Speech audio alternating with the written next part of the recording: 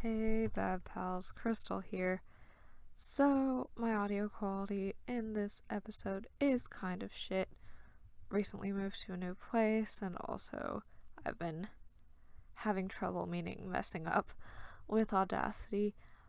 But hopefully, it is still listenable and enjoyable, and I've found a room that I can record in instead for future, so I think we're good. Enjoy!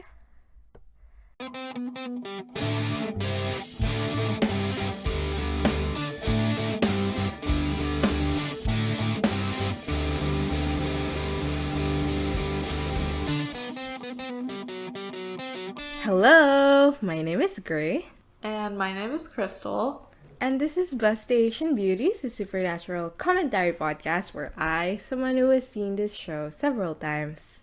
And I, someone who only knows the show through social media, discuss every single episode of Supernatural from start to finish. Also, we are both Asian. Both Asian, so for today's episode, we will be discussing Season 2, Episode 11, Playthings, written by Matt Witten, directed by Charles Beeson. Matt Witten lost all of his writing skills somewhere between No Exit and here. Well, No Exit isn't a particularly good episode. It wasn't very good, but it was enjoyable. Yeah, in that's the true. sea of bad episodes that it My followed. God. Why is season 2 like this? Like, I thought it was gonna be so- good. I'm so bitter Yeah. that it has come out like this.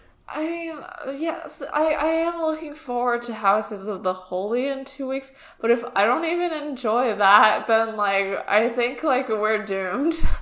You were I think they say Cass's name in that episode. Do they? Or maybe Okay. there's like an Okay, episode I'll like enjoy it before. then. No, no, no. Maybe it's in season 2, but like there's an episode where they're like summoning someone and then they say the name Castiel. So And not in Laz Rising? not in Lazarus, I think. Like Wild. it's like a list of names and they're reading it off and they say Castiel at some point. Hell Okay. yeah, dude. Season 2 is a good season. I've changed my mind. Maybe it is season 3. Who knows? Not me. Anyway, so Playthings. Before going into the episode, what did you know about it, Crystal? I did not know anything, but I hoped that we would get like an episode where they're trying to find Ava, but nah. I mean, this is supernatural. Like, Yeah. they need to put in shit in the middle, you know?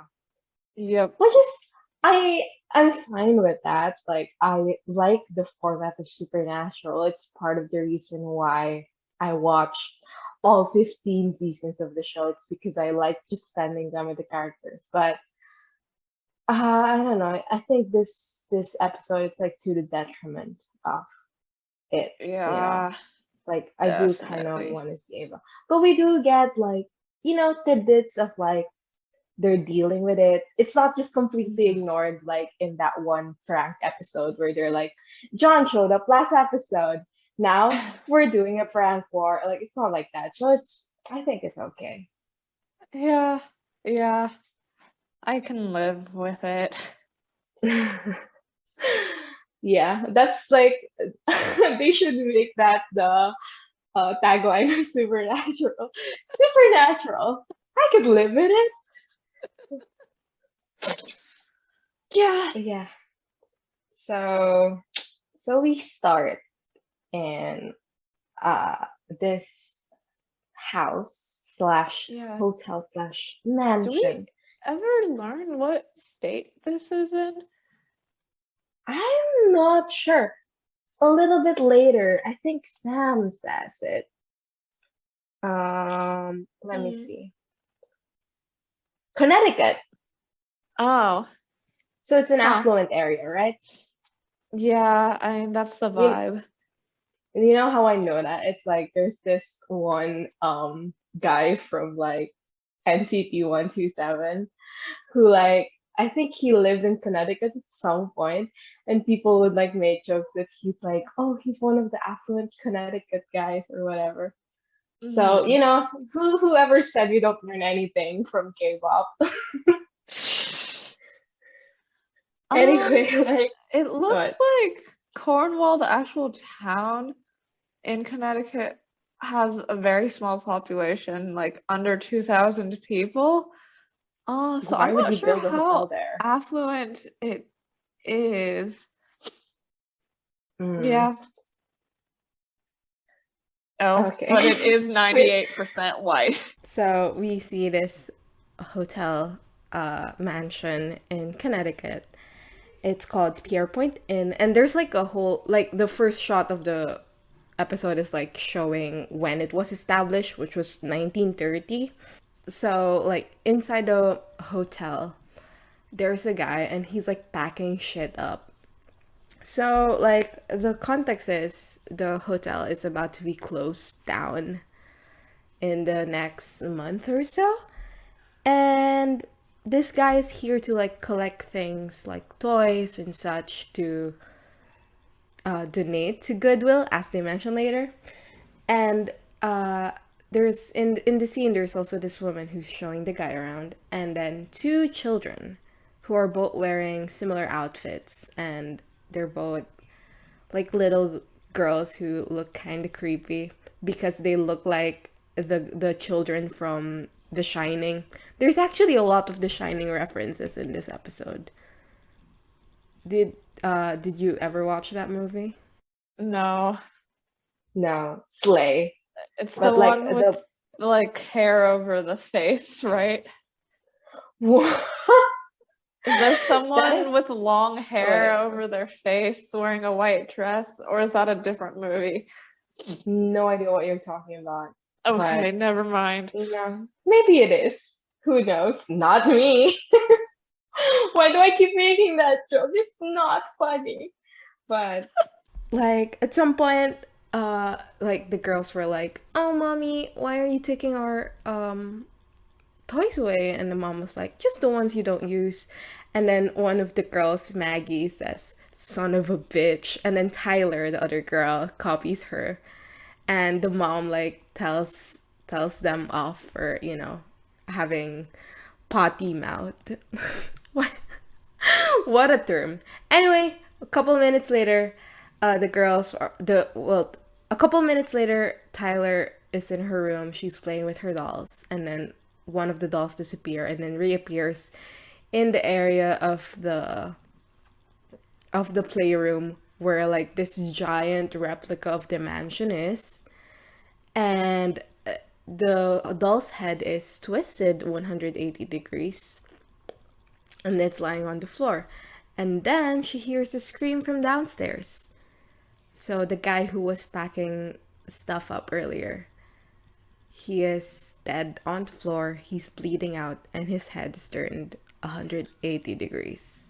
It's Yeah. actually pretty creepy, I would say. Yeah, I mean, I think that creepy dolls just are automatically creepy, and creepy little, like, blonde girls are also automatically Yeah, and also creepy. like You big don't have to do that house. much extra work. Yeah. There's actually like Yeah, I the house think is so gray. well, no offense to me, I guess. But there's what do you call it? Like in conventions, whenever Jensen, I think, is asked, "What's the creepiest set you've ever been in?" He always says this set because he says like he didn't like the dolls. Yeah, I mean, dolls are so creepy. They are very creepy. Have you ever been in Yeah, like especially these ones. have you ever been in a house that's like looks like this? No, I mean, this house is very old Yeah, I suppose and so. gray and, as you put it in Discord, creepy and It wet. literally is creepy So, and wet. yeah, no, I don't think I have.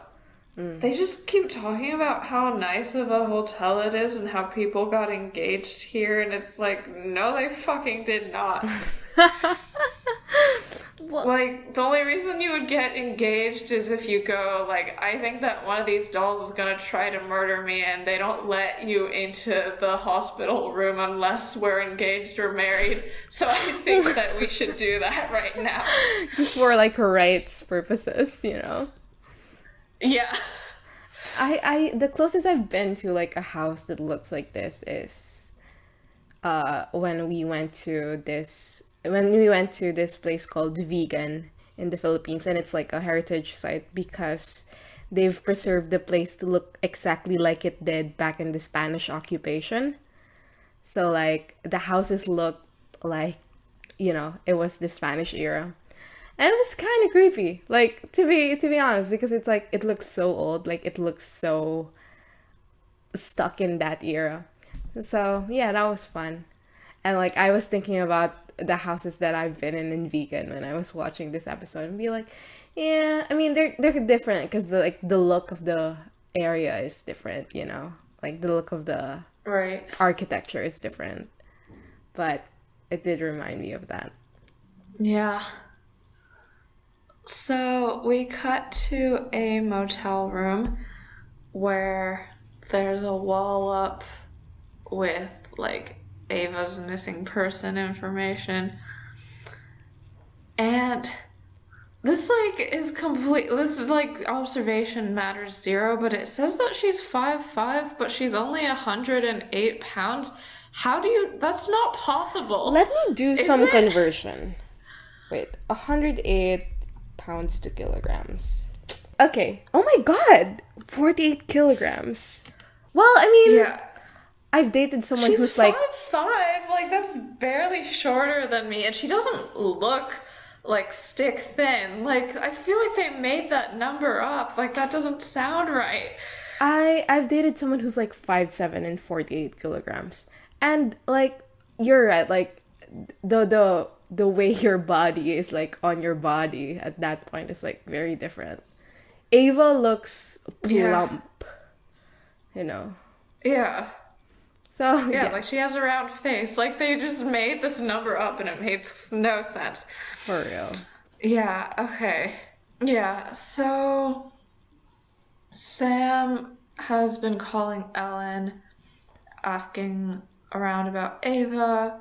He's also been checking databases and stuff, but he just can't find any information about her. Also, is he wearing the shirt in this scene, or does it not show up until the next? The shirt. The shirt. Love that. It literally is the shirt. For the uninformed, that means jean shirt. But no, I don't think he's wearing the shirt here. I think he wears it Okay. like in the motel when Dean also changes into the Yeah. like brown. What's that? The brown Henley. Wow, look at me. I know what the Oh. fuck a Henley is. I don't think I know what the fuck a Henley is. I only know what the fuck a Henley is because like I've seen Dean wear it, and I'm like, I kind of want, I kind of want that kind of top. So I looked up like what it is, and it's like it's a Henley, and I looked up gray Henley on Shopee Philippines, and nothing showed up. So I'm so sorry. Yeah. Okay, but Sam does have his sleeves rolled up a bit, and you can see his entire Cast, cast on yeah. his arm.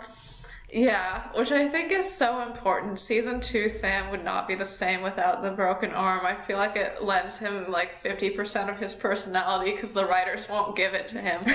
And it's still completely blank. Like, yeah, Dean would have written shit on this. yeah, like Dean didn't sign it. Like no one signed it. Like Ava should have signed his cast. Like that For would have real. been cute. No one has signed Sam's cast, which is sad because that means like he has no friends, which is true, but it's sad. I actually read like, because this is the last episode where the cast shows up, and Aww. I know it I'll will be miss missed it. forever and ever, but like Eric Kripke did an interview once where he was like, yeah, it's kind of a bummer that it happened so late in the season because like it would have been nice if like it happened right after the car crash. Like it's kind of stupid that like after the car crash he was completely fine and then like a zombie trips over and such and he has a broken arm. So I thought that was Yeah. funny. I mean, I broke my ankle by falling down Yeah, two because you were shallow steps playing, because I right? was playing Word Blitz on my phone. So, phones are finicky like that. Yeah, I've never broken a bone because I am better than you. So Yeah, yeah. I'm glad that you can stay on the subreddit. Is yeah, that the yeah. never There's a broken a subreddit bone for one? like Yeah. people who don't have broken bones. Yeah. So, Sam has found nothing on Ava, but Ellen gave him a case in, Cornwall, Connecticut, where there have been 2 freak accidents at this hotel. And it has nothing to do with Ava, but Sam says it's a job. And he says that he told Ellen that they might check it out. Dean is surprised at this, saying that this isn't the patented Sam Winchester way, because he says that he figured there would be more angst and droopy music and staring out the rainy windows. God, I wish Supernatural had more angst and droopy music and staring out the Yeah, window. I love angst, droopy music and staring out rainy windows. And also Sam should have gotten a bunch of black eyeshadow and exaggerated his eye bags or something. Yeah, for real.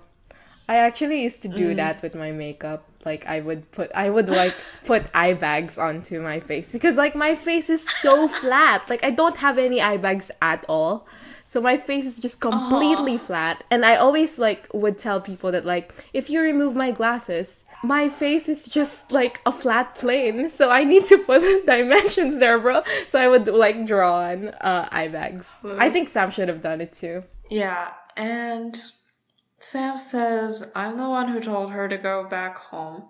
Now her fiancé is dead and some demon has taken her off to God knows where. But we've been looking for a month now. And we didn't get to I see was that so entire shocked. month. I was so shocked I that know, they've it's been been looking for a a month. fucking month.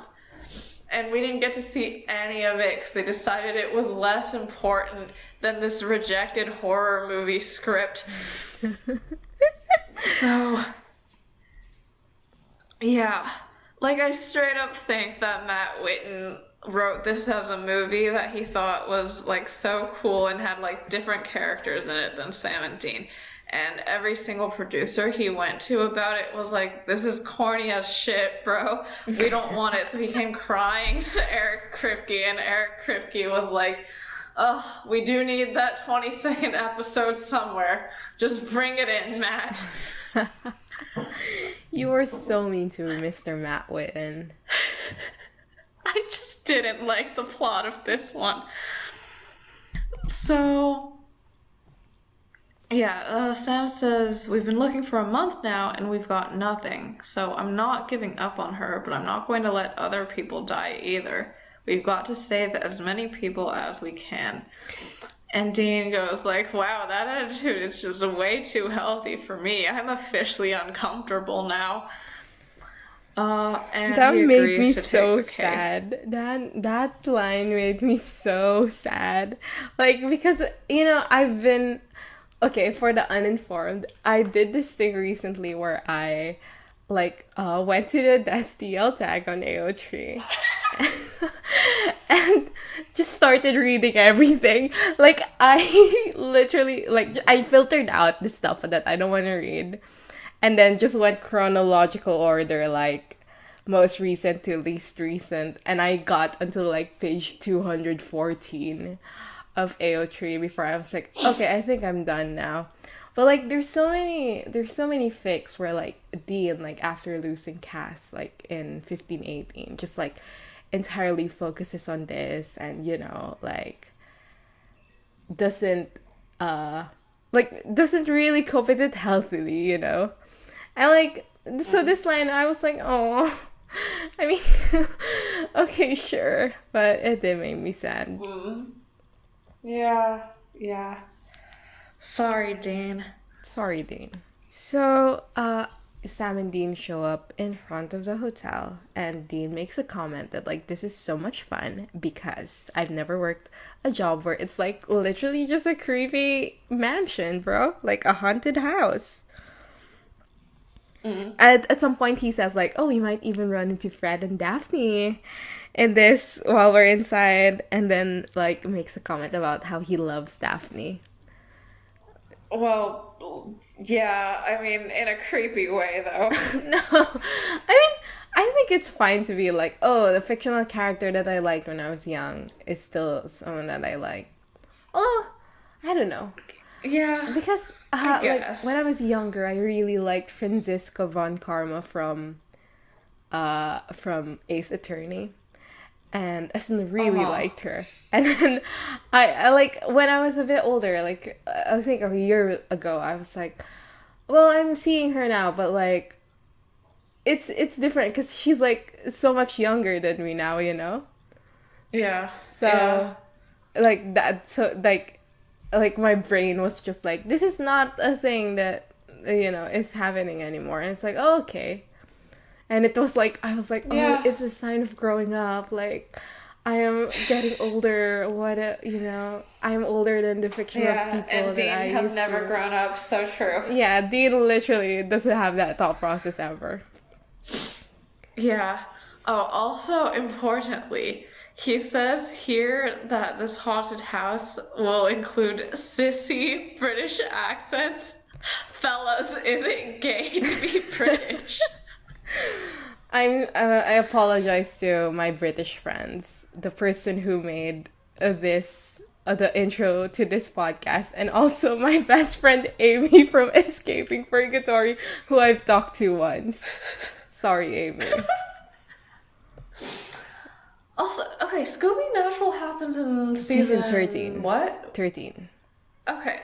I think that 11 years later, Dean should know well enough not to hit on a teenager. I mean, God, all I can think about right now is that, like, that, you know, that genius interview of Jack Harlow, where he was, like, talking about, like, his dick being sucked being painful, and also, like, how hot Shigo is. No, I don't know what It's an you're talking insanely about. funny interview. And he was just talking about, like, when he was younger, like, he really liked Shigo. And also, like, that fish. I don't even know what he was talking about, like, a cartoon fish. What's And Shigo? also, I think she's a cartoon character. Not too sure. Okay. And then also, like the reindeer from, like, this one Santa movie. Yeah, it was funny. I think Dean Okay. would also think like that, honestly. So Daphne, not Daphne, Dean. No, actually, it's not even Dean. It's Sam. He, like, finds an urn at the side of the entrance of the hotel, and he is like, "Oh, I recognize the symbol. It's a 5 spot."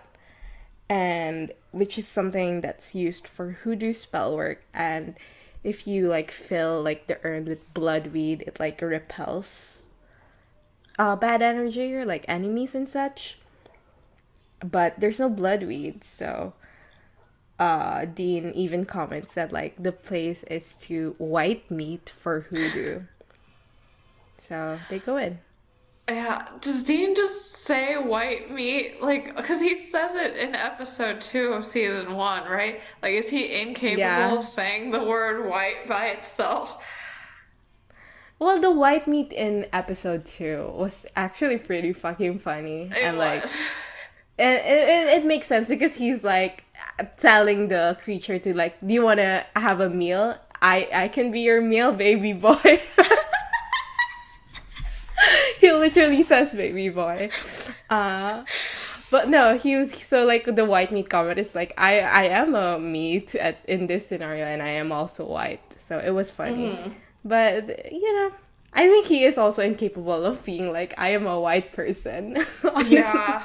So he says these ridiculous, like, I am white meat, etc.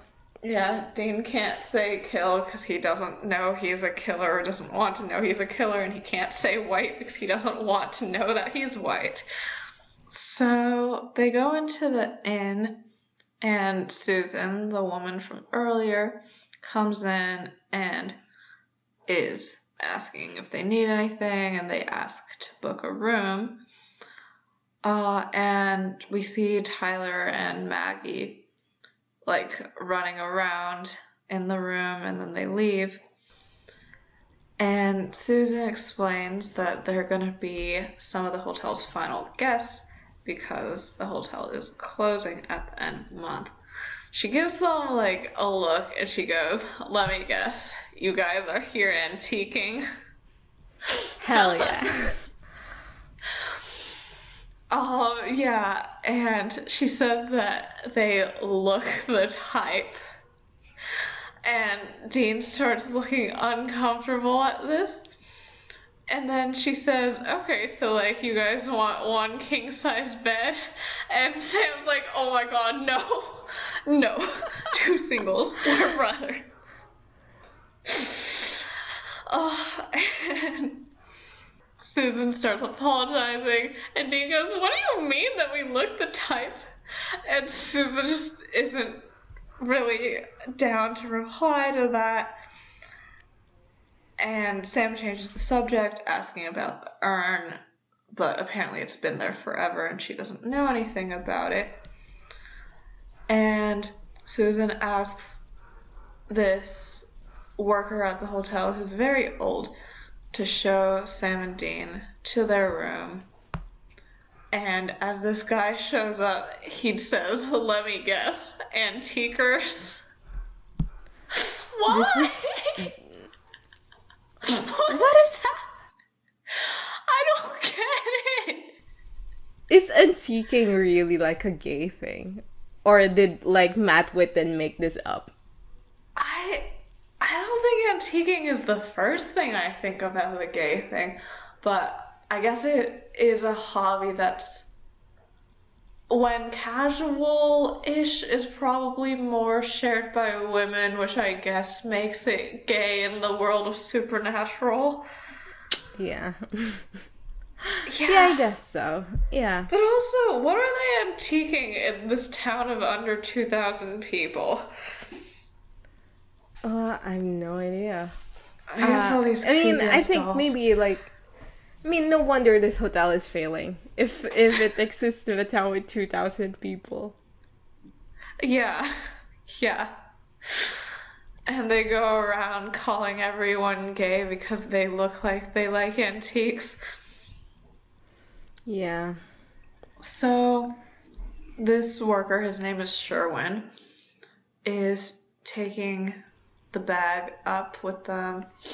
And when Dean tries to take the bag away, Sherwin insists that he's got it. He explains the history of this place, that apparently it used to be very rich and luxurious, like two different vice presidents stayed here, and he grew up here. And so he finally gets to their room, and when Sam and Dean go in, and Dean tries to close the door, Sherwin's there, like, annoyed, holding out a hand, being like, "You're not gonna cheap out on me, are you, boy?" Because he expects a tip for taking their bag, and Dean's like, "Ugh, fine." So, Matt Witten's trying his hand at humor during this whole scene, and you know what? Like, we want to support his efforts. Maybe. Yeah, maybe. You'll get there one day, Matt. What is his other episodes?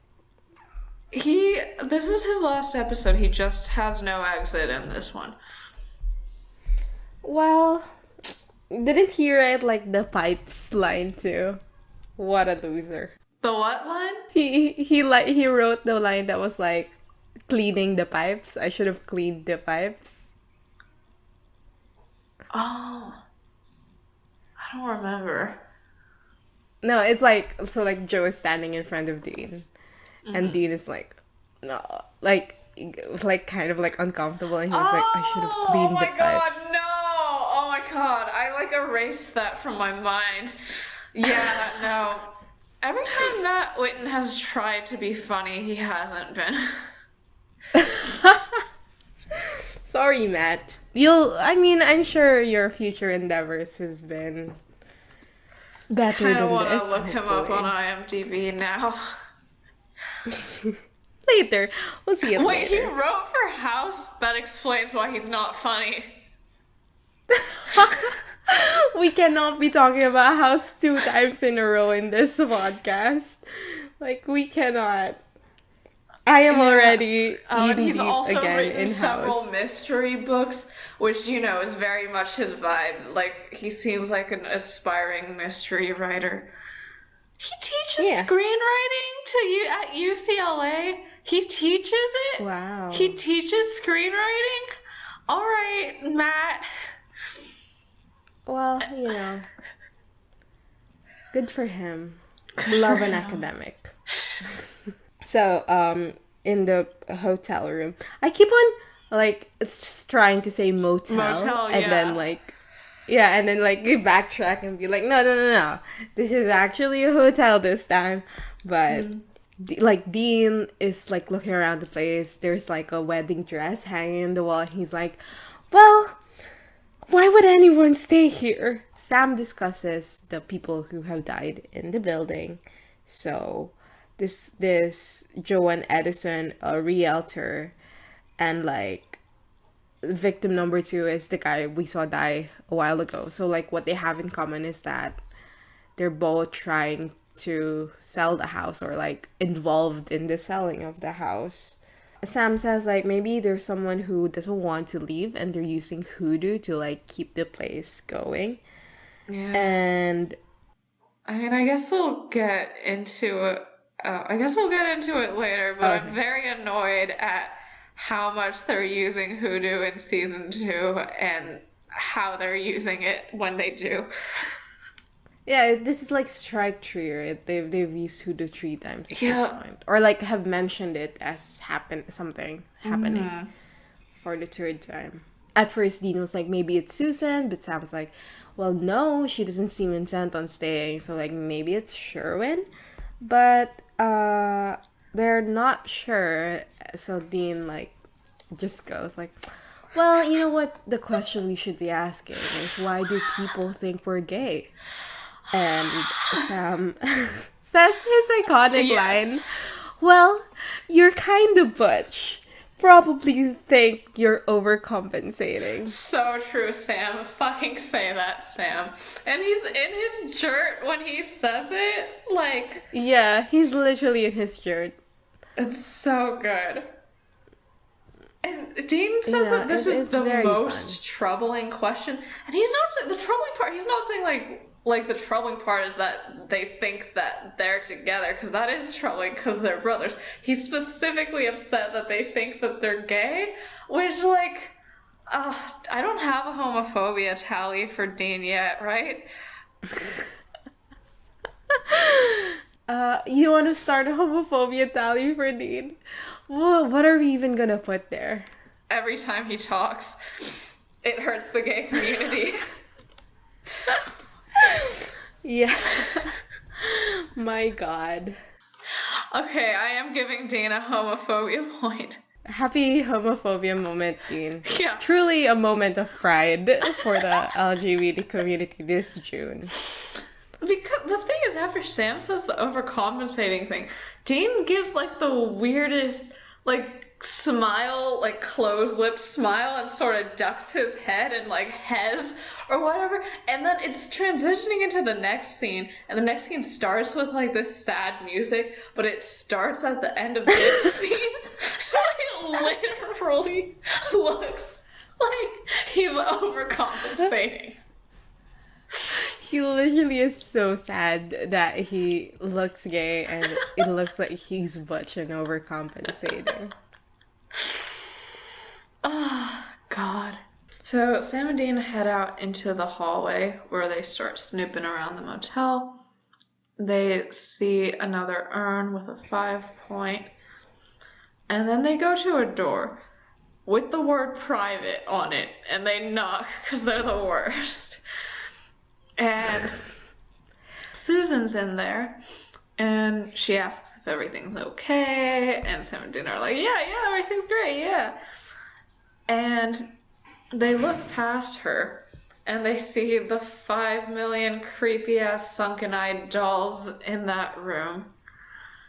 And Dean goes like, oh my god, are those antique dolls? 'Cause Sam here, he's got a major doll collection back home, don't ya? Huh? And he's like nudging Sam and grinning.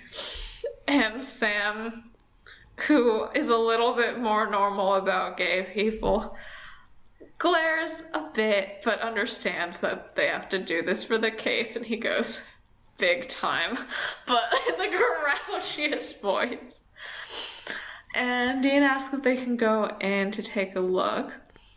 And Susan's like, and Dean goes, please. He loves them. He's not gonna tell you this, but he's always dressing them up in these little tiny outfits, and you'd make his day. She would, huh? Huh? And Sam, who at this point looks more upset than he was at John's funeral, goes, Yeah. it's true. And you know what? Correct of him. This is worse than John's funeral.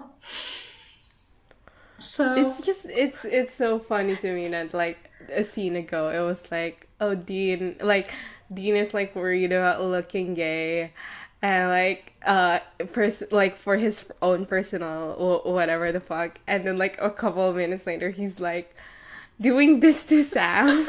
And like the joke is that like, oh, it's gay to have dolls, right? yeah, I think Like it's so. that's the joke that's happening. And it's like, Dean, you asshole. Yeah, He's literally a fucking asshole. he is. Honestly, like, I know this was supposed to be a funny scene, and it was at some points, so okay, Matt. But, like, honestly, the main takeaway was when Dean said he has all, like, these dolls back at home, and I suddenly had the thought, but Sam doesn't have a home to put dolls to dress up in, and I felt so sad. I hope Sam has a home Yeah. where he can dress up little dolls soon, one day. I hope the bunker has a doll room. Like a cursed doll room. And Sam just like drinks like a potion and it's like, okay, I'm immune to any curses right now, and then he just goes in and prays dress up with the dolls. Yeah. I think he would enjoy doing tea parties with the dolls, because again, poor boy has no friends, so... He literally has no friends. Yeah. A friend shows up in season 11. It's literally an imaginary friend from his childhood. Like, Sam doesn't have a lot, you guys. Oh. Yeah. So, Sam and Dean enter the room with all the dolls.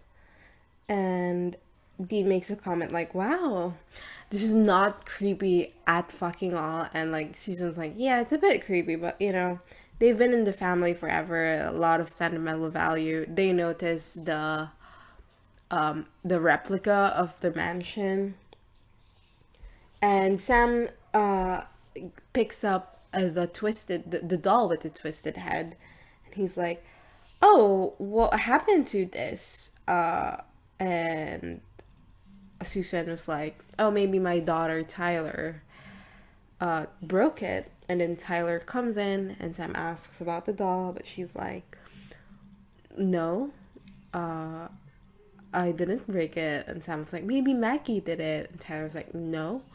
And also, you would never break it because Grandma would get mad. And she reveals that all the toys were once her grandmother's, a woman named Rose. And Sam is like, oh, we'd love to talk to Rose, but Susan was very adamant that that couldn't happen because she's been very sick and she's not taking visitors. Also, when they ask where Grandma Rose is, there's like this flash, and it goes to like a dark room in the attic where it shows the back of her sitting in a wheelchair, like outlined against an open window, and you're supposed to think that she's like creepy because she's old. Like, this is just the something wicked old woman who they thought was creepy and evil because she's disabled and old again. No, I actually, the way I thought about it was like they're implying that this woman is like abused in some way, Oh, like elderly abuse, because like she's in the attic and they okay. leave her I can there, see you that. know. Yeah. I guess I thought that the sudden flash was supposed to be more of a scary thing. But I can Yeah. see, yeah, your thing. So, 17 head out of the room, and Sam's like, oh, well, I definitely think that this is hoodoo because dolls are involved. Great work, Sam. And so they decide to go do some research, and Dean says that Sam should look if Grandma Rose has whacked anybody before. And then he goes, don't go surfing porn. That's not the kind of whacking I mean. Wow, Matt Witten, you're so funny. Why are we going for Matt Witten's head right now? Like, I just found this like the least funny joke ever. it's literally so unfunny. But like in other episodes, we're not like, okay, let's call out the writer specifically for this incredibly unfunny joke. I think we should give Matt a break, you know? But also, Matt, this Alright. joke is so unfunny. Like, you have to step up your game, bro. Yeah, it's like very tortured. So we cut to Susan again, who's signing this form with a lawyer who the transcript describes as a weak-chinned. That's just like that's not necessary to our understanding of the episode. That just seems like you're being a dick. Yeah, earlier they described Sherman as balding, and I'm like, why is this the thing that you're noticing about these people? Yeah, like the fact that he's old matters because like he grew up Yeah. here and he knows the history well. The fact that he's balding, like, leave him alone. Yeah, so Susan is like, oh, by the way, what kind of renovations are you planning with you buying up this hotel? And the lawyer's like, oh, they never told you? We're planning on demolishing it? Fun And stuff. she goes, oh, okay. How does she not know? Like, do they not, like, oh, they never told you? Like, is it possible that they never told her? Yeah, I guess, because it will, like, the only thing that matters is that she's selling the house. I guess so. But yeah, I just feel like this reveal just felt unnatural in like how much it was supposed to be like, ooh, suspense. Yeah. But like I was like, okay. That doesn't make sense. And the scene cuts to Tyler in the playroom with her dolls, and there's a doll who sits at the edge of a bed that parallels the lawyer, who is also sitting at the edge of his bed. And the doors in the real hotel and the doll hotel open. Tyler's having a fun time. She has a tea party going on. But she hears a sound from the dollhouse, and she looks over, and the guy is hanging by the neck from the ceiling fan. And in the real room, that's happening too, and the ceiling fan's like rotating. And I feel like that's probably a corny horror thing, but I do love when people are attached to and dead against rotating ceiling fans. Yeah, I guess so. Back in Sam and Dean's hotel room, Sam is looking out the window and he's seeing this. He's seeing the lawyer be wheeled in the like ambulance, I guess, and he's dead. Dean is like outside and he's talking to Susan about like, oh, that sucks if someone died. And Susan's like, oh, we can give you a refund if you want. And Dean's like, no, we'll stay here. honestly, there's so many scenes in this episode that like go on for too long, or Right. like just don't matter. And I And this think, episode is only 39 yeah, minutes. Did you notice I that? noticed that I was because like, how? it was 39 minutes long. It's so convoluted. It's so like tiresome to watch. And also like I literally thought like at some point that like, oh okay, I think my version of the episode is like cut like towards the end. Like it doesn't contain the end of the episode, but no, it's literally just 39 minutes long. And even then it feels so fucking long because like all these scenes go on for so fucking long, and it's not a good episode, you guys. I'm sorry, Matt. Sorry for laying this on you, Matt. So like back in the hotel room, Sam is sitting like in a chair, and Dean walks in, and Dean's like, okay, there's someone who's also there, like we gotta figure this out. And Sam says like, you're bossy and short. And then Dean's like, oh my god, you're fucking drunk. And Sam's like, yeah, you're stupid. And then Dean gets upset because like, we're working a case, why are you drunk? Sam looking so pathetic. Like he's wearing his shirt, his sleeves are rolled up so you can clearly see his cast, his eyes are like tearing up. He's like the guy who hung himself. I could have saved him. And Dean's like, well, no, you could not have. You couldn't have done anything. And Sam says, that's an excuse. I should have found a way to save him. Sorry for the dog. I should have found a way to save Ava too. And he goes on to say that the more people he saves, the more he can change. Dean like asks him to clarify, and he says, my destiny, Dean. And Dean's like, okay, what the fuck is this guy going on for? Let's just get you to bed. Like, just go to sleep, you fucker. And so he like, picks Sam up. And then Sam like is all like, you have to watch out for me. Dean says, yeah, I always do. Which made me so emotional. And then Sam says, no. You have to watch out for me. If I ever turn into something that I'm not, you have to kill me. And I was ready to make like a you have to like blank me joke. Like, you know how they always say like kill in a different word. But this scene I guess is way too serious for that. So we do get the word kill. Yeah. So, Sam says like, Dad told you to do it, so you have to do it. And Dean like gets upset that like, Dad is an asshole. Like he should have never put that on me. You don't put that shit on your kids. Sam still insists that John was right to say it. Who knows what I might become? Even now, everyone around me dies.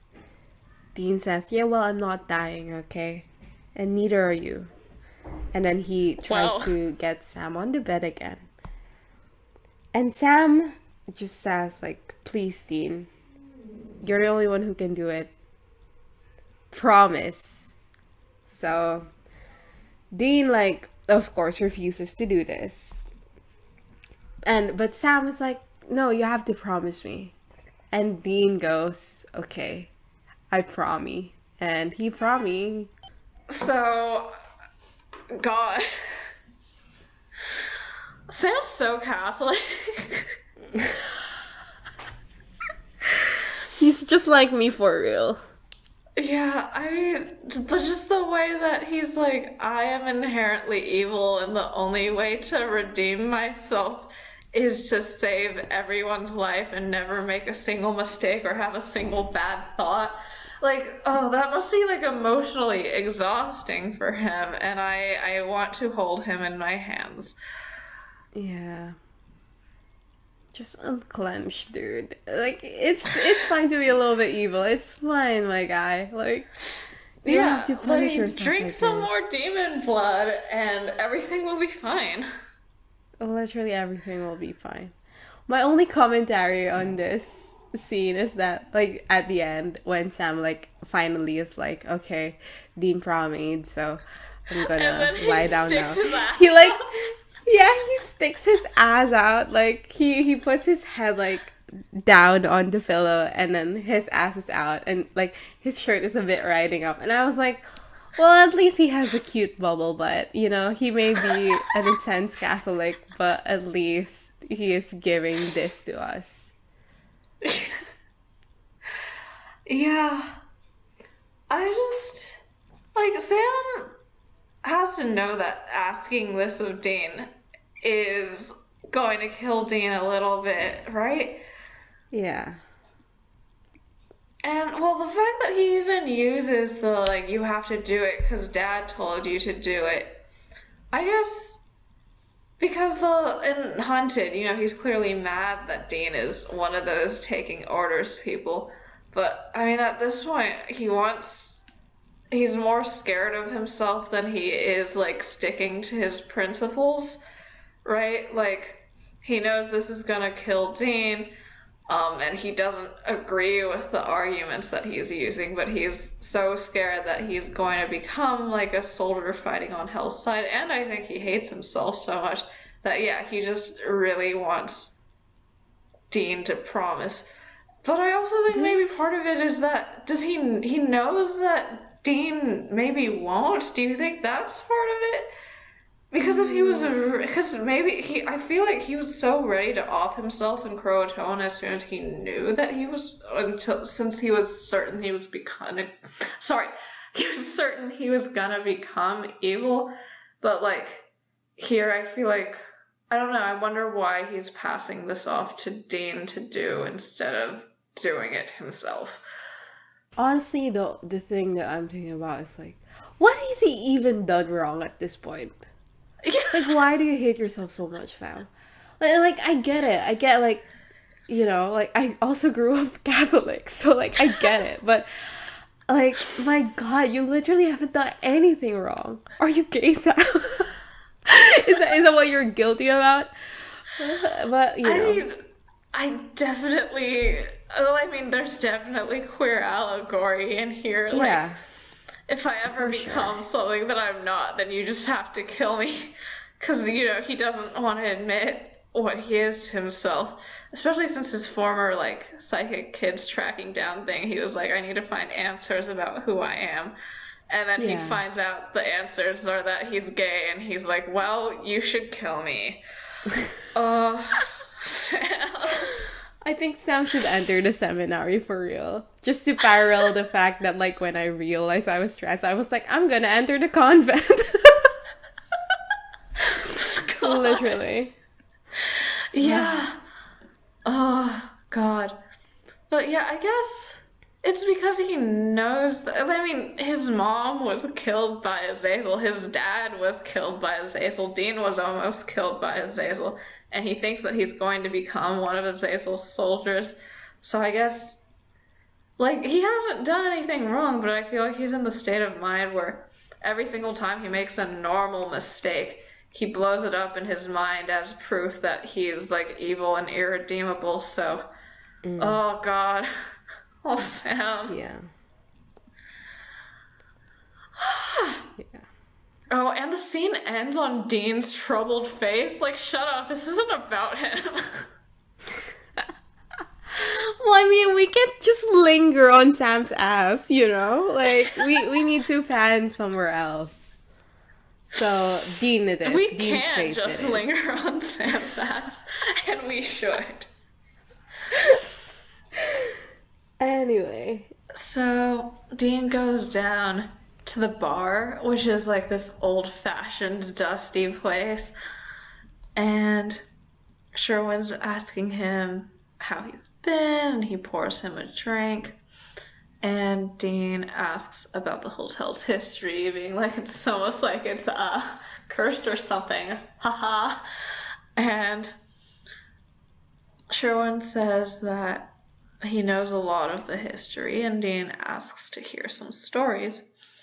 So Sherwin is showing Dean a bunch of old photos taken in the hotel that are posted around the staircase. And he shows Dean Susan as a young girl and Rose, and apparently those were happier days. Dean asks about that, and Sherwin goes, well, would you be happy leaving the only home you ever knew? And Dean goes, I don't know. I never really knew one. Sorry, bro. But also, what a thing to say to a random hotel employee who's showing you around. Well, he never had one, so.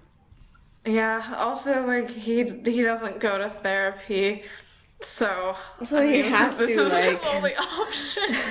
he has to throw tidbits to, like, employees who are unwilling to listen to him, for real. Right.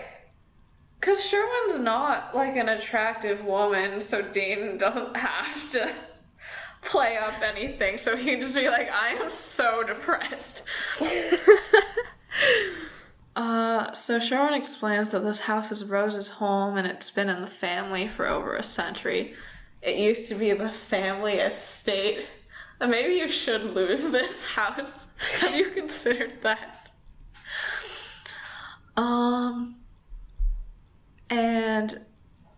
And also Rose is ill, but Sherwin won't tell Dean what is up.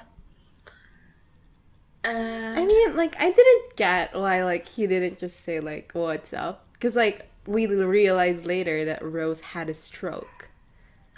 right, And that was like, it. that's not particularly sensitive information, but, I guess people keep medical records quiet sometimes. Oh, yeah. I mean, yeah, that makes sense. Yeah, and then... God, sorry. This was the moment when I sent you I hate Supernatural so much it's unreal. Yeah. So like the whole intrigue of this episode, sort of the case in a way, has been like, it looks like it's hoodoo, but how can it be hoodoo if everyone here is white? So Dean looks around and he sees a photo of Rose as a child with her nanny, who is black. And this whole case is busted wide open, folks, because there's one black person in the entire world, and she's in this photo. Yeah. So it's a photo of Rose's child, and her nanny is wearing a necklace with the 5-point on it. And Dean's like, oh my god, what's this? So, yeah, Sherwin explains, and Dean's, like, connecting dots. There's triangle formulas in the air behind him as he tries to deal with the fact that there's one black person in the world. Okay.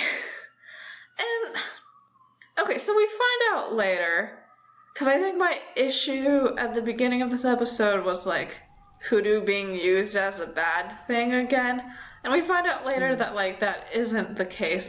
But I think my issue is still that, like, they do this as a subversion of expectations, which, implies that they're writing for a viewership that would automatically view hoodoo as something that's evil. So, it's clearly written for, like, non-black audiences.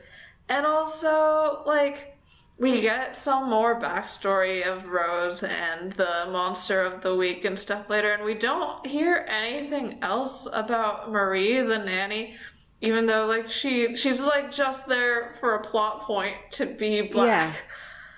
Literally. Yeah. Like, she's literally just there to be black.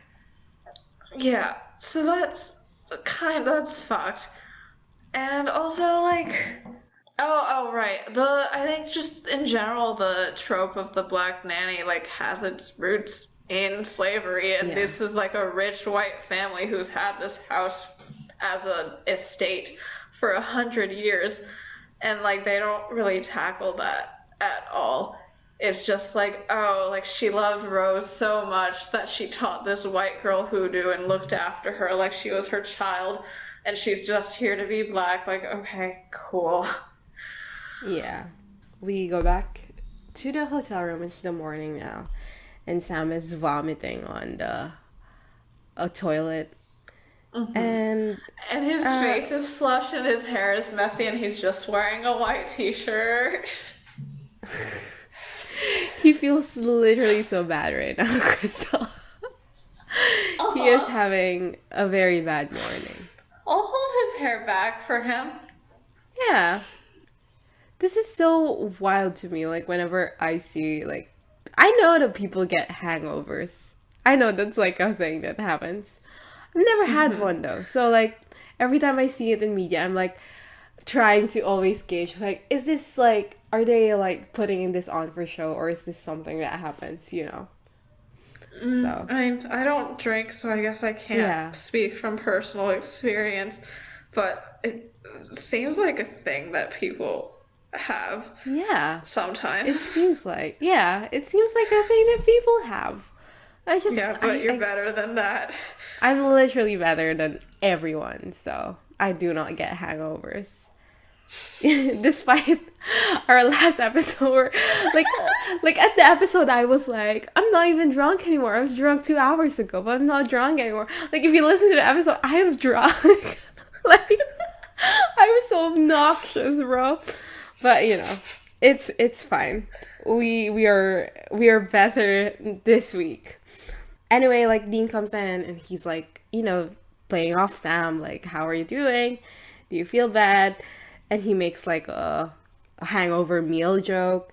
And then he asks, like, I bet you don't even remember anything from last night, do you? And then Sam just says, like, I can still taste the tequila. And Dean, like, breathes a sigh of relief. Also, I can't believe Sam was like, I hate myself and I'm inherently evil. Time for tequila. Like, tequila is not a I hate myself drink. It's like a party, like, licking, like, lime and salt off of people's bellies drinks. What do you think should he have drunk? Well, I mean, I feel like whiskey seems like the depressed man drink, right? I mean, yeah, I guess. I don't know. I literally, like, the two situations where I drink is, like, when I'm partying and also when I can't sleep at night and I'm just like, okay, let's have, like, a shot of soju and then, like, I'm solved. So I do not know anything about, like, what alcohol goes for where.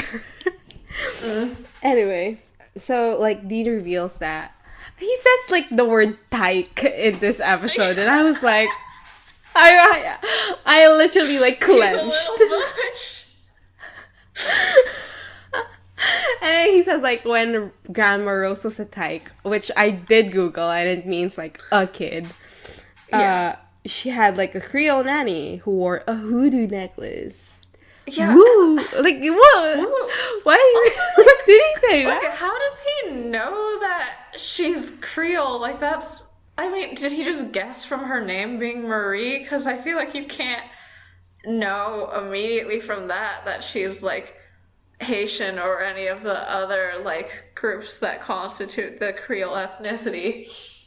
But, okay, whatever, teen. What does Creole mean? Because I only know, like, the definition of Creole in, like, languages, you know? Like... Yeah. It's, like, an ethnicity that's sort of, like, basically, like, the descendants of, like, European colonists who settled in, like, the Caribbean area, I think. So, like, like, people who, like, are categorized as Creole change sometimes, but, like, I think, like, Haitian Creole people are a big group, and then some Afro-Brazilians, so yeah, it's, like, fairly specific, so I don't think Dean would just know. Okay. And also, I think Dean just says this because, like, he can't say white, he also can't say black. Like, I feel like he's just allergic to talking about race directly. That's so true. Like, he literally is just avoiding the word black. Because I think Matt Witten realized while writing that like, oh, this sounds like I'm being kind of racist if I point out that this character is only here to be black. So I'm just gonna put another word in and that'll fix it. It didn't. Yeah. Sam's like, oh, maybe she thought Rose would do. And they decide to go talk to Rose. So they head into the private room after checking that Susan isn't there. And they go to a door in the back which leads to a staircase. And they end up in the attic where Rose is there in the wheelchair looking out the window. I didn't see a bed in this room. I hope she's like has a bed. Yeah. So they approach her and try to talk to her. Sam keeps calling her name and trying to reassure her, but she's sort of staring off blankly and trembling. And Sam realizes that Rose has had a stroke, which means that she can't be doing whatever's happening. So yeah, Sam says it can't be her. It might not even be hoodoo. Dean says she could be faking. Sam goes, what are you gonna do? Poke her with a stick? And Dean nods. And Sam goes, dude, you're not gonna poke her with a stick. And at this very bad moment, Susan comes in, sees them here discussing poking her mother with a stick. And she goes like, what the fuck are you doing here? She's terrified. Get out of my hotel in 2 minutes or I'm calling the cops. And the next shot is the Impala like racing out of the hotel. Literally. So true. In the hotel room, Susan is walking up the lobby and she sees Maggie and Tyler, and she asks like, have you packed your stuff yet? And Tyler says, no, we haven't. Yeah, because we're like 8 years old. Like, yeah, that's your job, Mom. Yeah, anyway, she says, like, Maggie said we're not allowed to move. And Susan gets mad and she says, Tyler, enough. Maggie is imaginary. You're too old to have an imaginary friend and I am done pretending. I actually was shocked at this reveal. I was like, ooh! Yeah. Ooh! I thought it was fun. I thought it was fun it was too. Pretty corny, but I did have fun with it.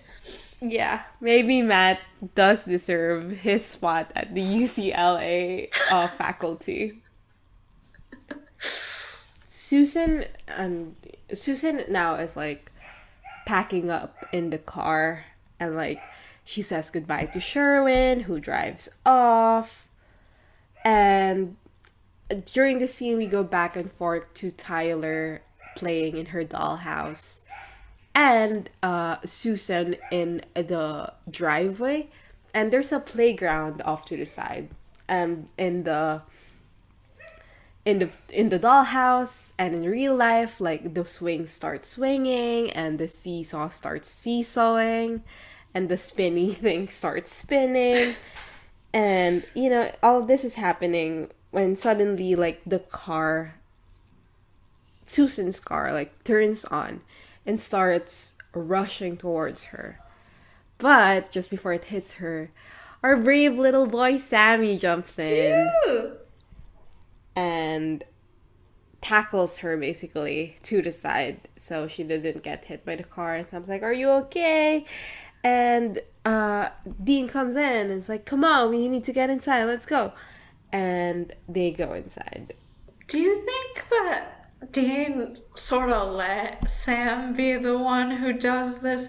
Because later, when Sam saves Tyler, right, Dean's like, oh, of course I could have saved her too, but I wanted you to feel useful. Yeah. And he's joking, but it's also like, he knows that Sam feels like he needs to save people in order to save himself. So do you think Dean sort of was like, Sam, go! My legs, they hurt! You have to do it! I think he did do it like that. I think he was like, Sam, yeah, you can do it. Go, Sam. And then Sam was like, okay. And this is the result of that interaction. Right. Because usually when Sam doesn't get to directly save people, it's because Dean, as his boss, tells him to stay behind and, like, watch out for, like, blah, blah, blah, while he goes to solve the case like a big boy. So, I mean, it's only fair that Dean and Matt Witten give Sam his dead in the water moments this episode. Yeah. He gets his dead in the water moment. Good for him. Mm-hmm. So, Sam and Dean take Susan inside, and they explain the situation. Dean says that whatever was happening out there was definitely a spirit. Susan does not really believe in this, but they are like, well, we don't really have time. So they ask about Rose, and they find out that she had the stroke about a month ago, right before the killings began. Yeah. So what happened is that Rose, was practicing hoodoo, but she was using it to protect the hotel against a spirit until she couldn't anymore. Yeah. I feel like at this point you should tell your daughter how to do it. I feel like once you're getting up in age, it's just sort of your job. Yeah, so Sam says that you and your family are in danger, so you have to get everyone out of here. Your employees, your mother, and your daughters. I just want to say, prior to that, Dean says, listen, sister. What? Everyone think I'm gay? He literally says, listen, sister. James Charles score. No! So Susan goes daughters? I only have one daughter. And Dean's like, didn't Tyler have a sister named Maggie? And Susan says, Maggie's imaginary. And Sam's like, uh-oh.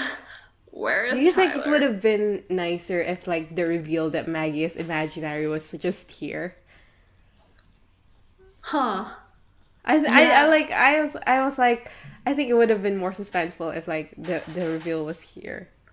But they needed to fill in the time. It was only 39 minutes long. They couldn't cut out any more scenes, you know? Right. So. Yeah, because it feels more natural here for Sam to be like, get your daughters out, and for us to find out, rather than the mom snapping and being like, I'm sick of hearing about Maggie, the imaginary friend in this episode. Remember her and how you thought she was real. So yeah, this would have been better here. So we cut to Rose's room, where Maggie's telling her, she's going to stay here with me, and you can't stop me. There's nothing you can do about it. And Tyler comes in and says, hey, stop bothering Grandma. And Maggie's like, yeah, okay, let's play. Tyler asks if they can have a tea party, and Maggie says, we can have lots of tea parties forever and ever and ever. I know I've been shitting on Matt Witten a lot, but we can have tea parties forever and ever and ever. I feel like Ghost Girls should be allowed to have more dialogue than the 5 dialogue lines for Ghost Girls prescribed for them throughout all this of is a horror. reference, though, right? It's a reference to The Shining. Oh, okay. The bar scene was also a reference to The Shining. So we have, like I said, we have a lot of reference to The Shining here. This is why they didn't make a movie out of this one, Matt, because it's too referential. Yeah, Matt, you needed like your Shining fan fiction. You took it off fanfiction.net. You changed the names. You thought they wouldn't notice. They did. Only Eric Kripke was silly enough to not. Sam and Dean are now, and Susan are now in the playroom, and they're looking for Tyler. And this was so funny because like Susan was like looking around the place, right? And Sam and Dean were just opening cabinets. They were like, "Is Maggie, a full 8-year-old, in this closet right now that has so many layers, like drawers stuff that a 8-year-old could not possibly fit in?" And they open it and they're like, oh, "She's not here." And it's like, come on, come on, you guys. But you know, they're looking around. Yeah. Sam and Dean then start like pressing Susan about like, do you know anyone who's named Maggie? And Susan like tries very hard, and she recalls that her mom had a sister named Margaret, and she barely spoke about her, but she did die in the pool when she was younger. And so they head towards the pool, where Maggie and Tyler are standing over, because like the pool has like, so there's the pool and there's like a second floor that's like it's like a balcony overlooking the pool, and they're standing on the balcony and they're hanging out there. Just like in House MD. Man, we Remember need to stop when- talking about House. Yeah, okay. No, go on. Remember. Oh no, I had nothing else. It just reminded me of House MD. Let's keep going. For realsies. Tyler's like, "I'm scared. I don't like it up here." And Maggie's like, "Oh, well, you're gonna stop being scared when you jump." And Tyler's all, "I can't swim." But Maggie says like, I know you can't swim, but it won't hurt. And then we can be together forever after you jump. And no one will bother us. So Tyler's like, "Why don't you just come with me and Mommy?" Maggie says, "I can't leave here, and you can't leave me. I don't want to be alone." So, Sam and Dean and Susan get to like the balcony area, but there's these locked glass doors in front of it. Yeah. And they start trying to break the glass. They see that Tyler's sitting on that ledge alone. They're freaking out. Tyler sees her mom and says, "Mommy," but then Maggie grabs her and like pulls her into the pool. And the pool has like this plastic cover over it, so like it's really hard to swim even if you can swim because you get like all caught up in it. And there's another entrance that Dean and Susan start running to try to get in. Sam gets this like heavy pot and he starts breaking the door down with that. Okay, so Dean cannot kick the door down because he does a whole thing where like Susan's trying to break in and Dean's like, "Stand aside, I got this." Yeah. And then he doesn't. It reminded me of that scene where Cass was like, Cass "Move scene? away. I got this." And then he like tries to break down the door like 3 times, and then he turns around and says, "I don't got this." I don't got Literally, this. I He's miss my him favorite so guy. much. I do miss him so much. Yeah. And Tyler is struggling for breath. She resurfaces a bit, but then Maggie just like dunks her down under again. And then we hear a voice calling, like, "Margaret, Margaret." And I had no clue who the fuck this was, but the transcript says it's Rose. So I guess it's Rose. Yeah. It is Rose. Great, good to know. Yeah. And then Sam has finally broken through the glass, and it's his dead in the water moment, baby. In his jeans, he leaps over the balcony in the pool. I know. He swims to Tyler. He like resurfaces holding her in his arms. She's In the pianoing a lot. worst possible slow-mo yet again. Yeah. It's not good. It's not good. It's not fair that Sam is having a knockoff dead in the water scene when he deserves a good one. I'm still proud of Yeah. him though. Yeah. Um, so he gets out of the pool, and Dean and Susan kneel by Tyler, who eventually coughs up some water and wakes up. So Susan's really relieved, and she like hugs Tyler tight. And Sam asks if Maggie's still around here, but apparently she is not. We go to Rose's room, the attic, and Maggie is there in front of Rose, and she's like talking to Rose. Rose is not speaking verbally, but it's obvious that they're communicating. And Maggie's like, "Oh, you'd really do that for me? I'd let them go if you did, but I don't understand. Like, you kept me away for so long. I thought you didn't love me anymore." Susan and Tyler like go up the stairs to check on Grandma because they're about to take off, and for some reason they like put this at the very last part of their checklist. But as they come in, Sam and Dean hear a scream, so they head up, and Rose is dead.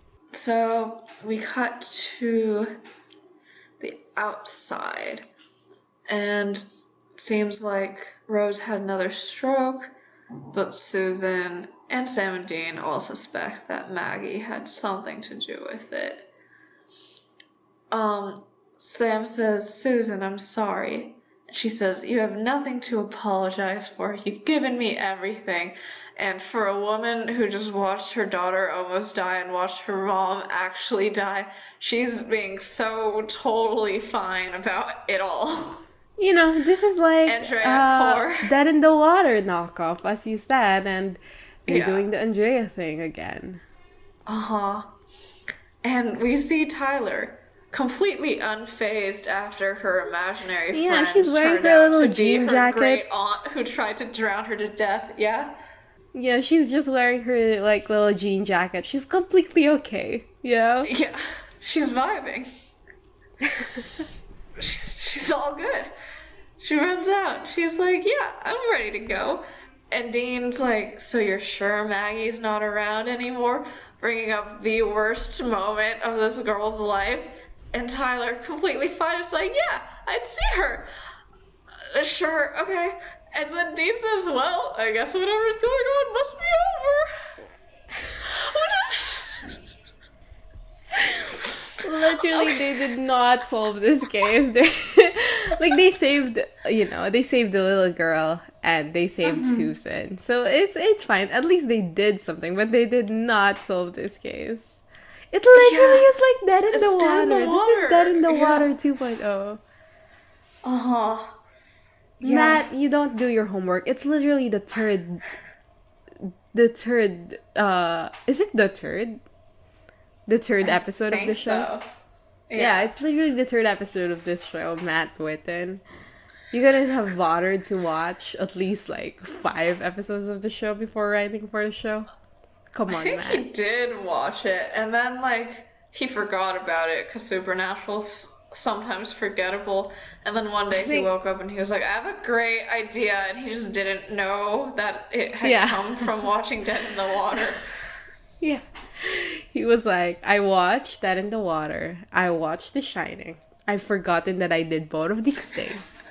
And now I am going to write an episode for the TV show Supernatural." Yeah, full of all original ideas and dialogue.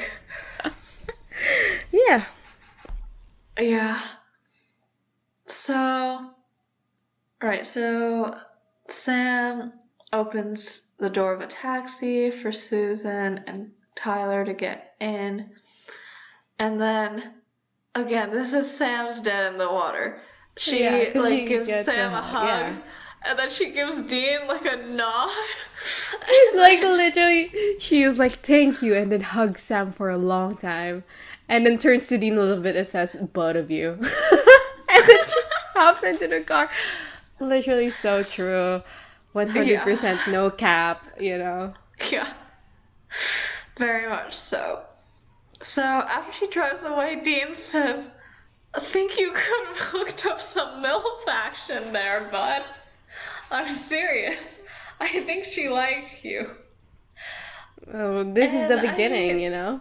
this is, yeah, the beginning of Sam being like MILF catnip. Yeah. Yeah. But, you know, Wish I Sam, was who's him for like real.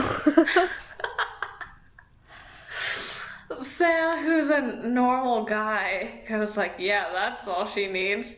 Like, clearly this woman is in psychological distress, even though we do not show it for a second in this episode, and it would be wrong of me to take advantage of that. So, you know, he's grown since Hookman. He's we just grown, didn't see it yeah. because it wasn't relevant to Dean's journey.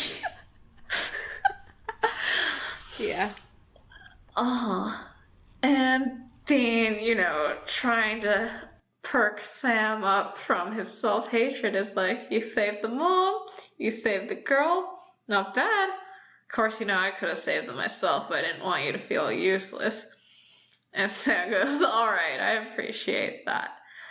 And Dean's like, feels good getting back in the saddle, doesn't it? And Sam says, yeah, it does. But it doesn't change what we talked about last night, Dean. And, you know, Dean, Mr. Denial, goes, we talked about a lot of things last night. But Sam presses. And Dean says, like, you were drunk. And Sam goes, but you weren't. And you promised. So they get in the car. And they're both upset-io looking. Yeah. And they drive away. And then we get a final scene, which, again, I think is the scene that cemented for me that he, like, totally wrote this as a movie script. Yeah. It's yeah, you take Maggie it. and what's her name? Rose, like jumping rope. And Rose is like Maggie's age now, and they're jumping rope together. It actually goes on for so fucking long. I was like, why? Okay. And it's like weird End zooms the episode, and bad bro. slow-mo. Yeah. But alas, they needed to fill in at least 38 minutes of this episode, I guess. Yeah, and I mean, I didn't hate this scene. Like, I feel like if it was not in Supernatural, I could appreciate the, like, creepiness of this being, in a way, a happy ending. Because, like, neither of them have to be alone, but she had to, like, die for that to happen, and they're both clearly, well, like, at least Maggie's clearly morally bankrupt in some way. So, like... Also, I like, feel like the it house could is be gonna good. be destroyed. Yeah, but the house is gonna be destroyed. Like, they didn't even bother trying to find Maggie's bones. Yeah, no idea. Like, I feel like maybe, like, Susan would know where her aunt's, like, gravestone is. Like, I feel... Well, I guess whatever's happening isn't happening anymore. Bye! For real. And, like, I mean, I guess I'm glad they didn't find Maggie's bones, because then, like, Rose's ghost would be here alone.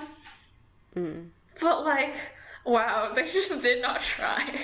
Yeah, so I think we've discussed it intently, but what did you think about this episode? I mean, I did not like it. I'm glad that we finally got some, like, Sam has his feelings moments, but, I mean, in the environment of this episode that has really nothing to do with Sam, it does feel a bit weirdly wedged in, and the case itself is just not very good. I would say that I had like some fun little creepy moments, you know, because the dolls are creepy and the house is creepy and all that. But again, like, it's like a forgettable episode, and the Sam parts that we get, like, the iconic parts of this episode is, you know, the Sam, like, you have to kill me, and also the Butch joke. Yeah, and also So, you're bossy and short. So what? Stupid. yeah. So, those scenes are like iconic for a reason, but the rest of the episode doesn't really do much. Mm-hmm. Best line, worst line. What's your best line? I'll Huh. start. Yeah. Dean saying, well, yeah, well, I'm not dying and neither are you. Like, kind of got to me. Because, like, at the end of the season, Sam does die. And Yeah. then comes back to life because Dean decides that it's his turn for the death. So, I Yeah. was like, fuck. Woof. Yeah. Woof. I think I liked when Sam, like, in response to Dean saying you can't save everyone, said, like, you don't understand, all right? The more people I save, the more I can change. Because, I mean, Sam hasn't been straight up bro about his feelings for a while. And this Yeah. is like a good reveal, I think, where you go, oh jeez. Yeah. So, what's your worst line? Mine is, that's not the kind of whacking, I mean. Yeah. Sure, Dean.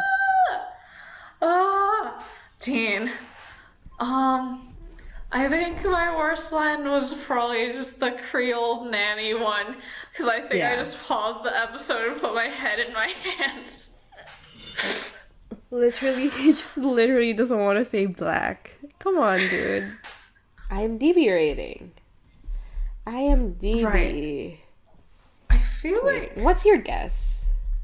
because again, things that steal a lot from horror movies usually get lower ratings because they're Yeah. considered cheesy, and even I thought this was cheesy, and I've barely seen any horror, so I'm gonna go. But also, there are some like iconic bits in here, so maybe Yeah. it like averages out to an 8.2. I was also gonna say 8.2, but we've decided that we're not gonna be doing that anymore, like having to Yeah. say. So maybe I'm going for an 8.3. Okay. That sounds. I'm going for an 8.1. 8.3 feels so Okay. high. Yeah. Yeah. And- fucking hell. It's an 8.3. Aww. Yeah. The last time I love went that. in the wrong direction for a 0.1 shift as well, right? We just keep fucking up. Yeah, let's look up what's his name, Matt Witten, because he has been shouted out a lot in this episode. Shouted out, called out, more like.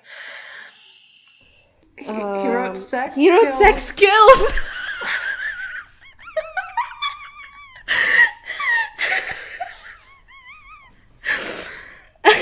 Okay. Wait, what's Wait, was sex- that the gay guy who like was having sex in a barn with cows or something? In it, there was that. No, I don't remember. No, wait. Yeah. It's the one. It's the guy who's like, I want to like he is like attracted to his stepmom, and he's like to deflect. He just Oh. says he wants to fuck cows. It's this episode, yeah. All right, Matt. He studied in Amherst, which is the school that rejected me. Oh, Oh my god, his parents are theoretical physicists. he should Good for have gone him. into physics. Okay, his Twitter, like after his name, there's a Ukrainian flag, a gay flag, and a trans flag. What changed, Matt? No. On his what? On his Twitter. No, it's like for Pride. I don't think he's actually gay and trans. No, I Like- think you're there. You're looking at a different guy. Oh, am I? His Twitter is Matt Z Witten. Oh. We're gonna have to cut so much out.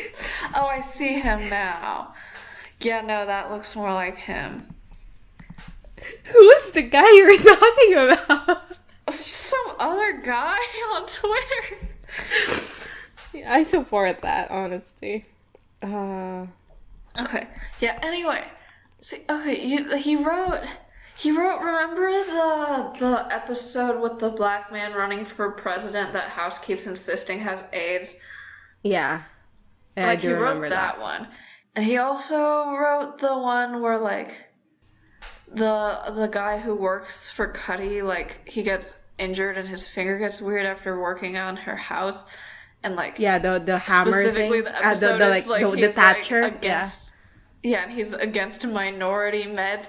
Like this guy like wants to talk about race so much. Well, what are we doing, Crystal? Why are we doing all this out? Let's go back to the reading. No, I will not cut any of this out, but mostly because I want to share this joke that he shared in his Twitter, which is... Okay. To preface it, this is what he says about the joke. Heard this joke yesterday, and okay, it may be kind of dumb, but I like it. And then he writes the joke, which is, "Hey, I just found out Einstein was a real guy. I always thought he was a theoretical physicist." And then he put hashtag Einstein.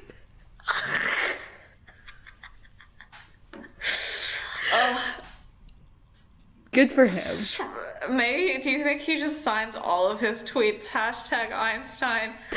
Because he thinks he's so funny and cool. Oh, you're so mean to Matt Witten. This guy. He's not the worst writer on Supernatural or anything. Yeah. I mean, I hope he's, like, successful. Like, he has a book, you know? He has, like, a killer story. Well, he says killer story will come in January 2023. So, I'm glad he's writing. Good for him. Yeah. Okay. So, what are people saying about this episode? Oh, yes, we do that. Someone's spelling hoodoo Hudu. Maybe, is that an alternative spelling? I'm gonna look it up. Maybe it is, but yeah, nothing's coming up. I think they just misspelled it.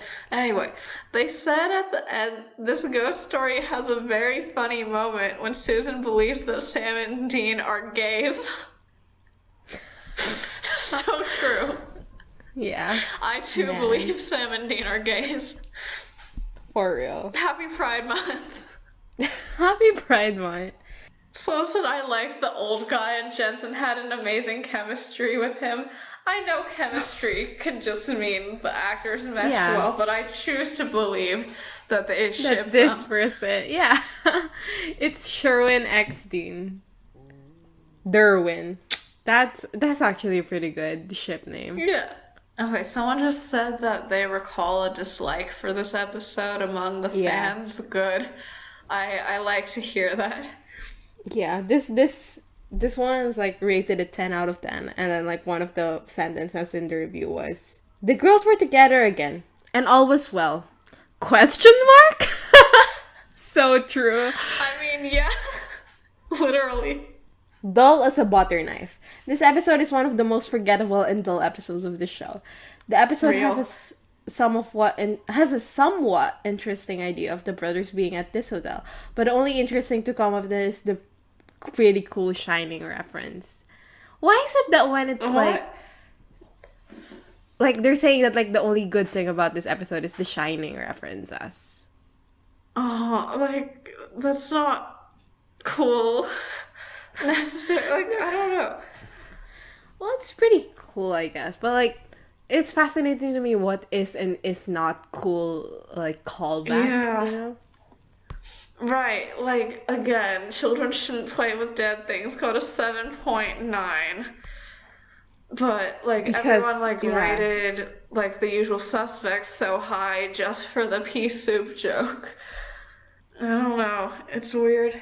Oh, this one is like, I just wanted to say, before the 12th season, I gave a long pause to SPN until the Scooby Natural episode came along.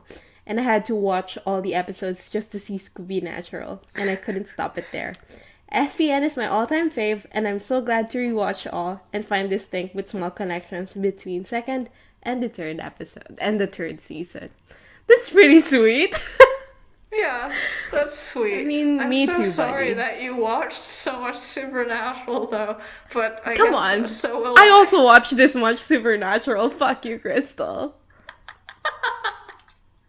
But you didn't do it because of Scooby Natural, you know?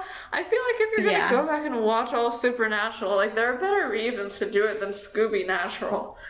I would say though that my like iPad screen is a Scooby Natural photo of Cass. But, I you mean, know, okay, like Cass is very hot in Scooby Natural, this is true. I know who doesn't like Castiel's Scooby Natural version. He is the most handsome 2D character to exist. Yeah. Yeah, my god. This episode has gone on for so long. We need to fucking wrap this shit up.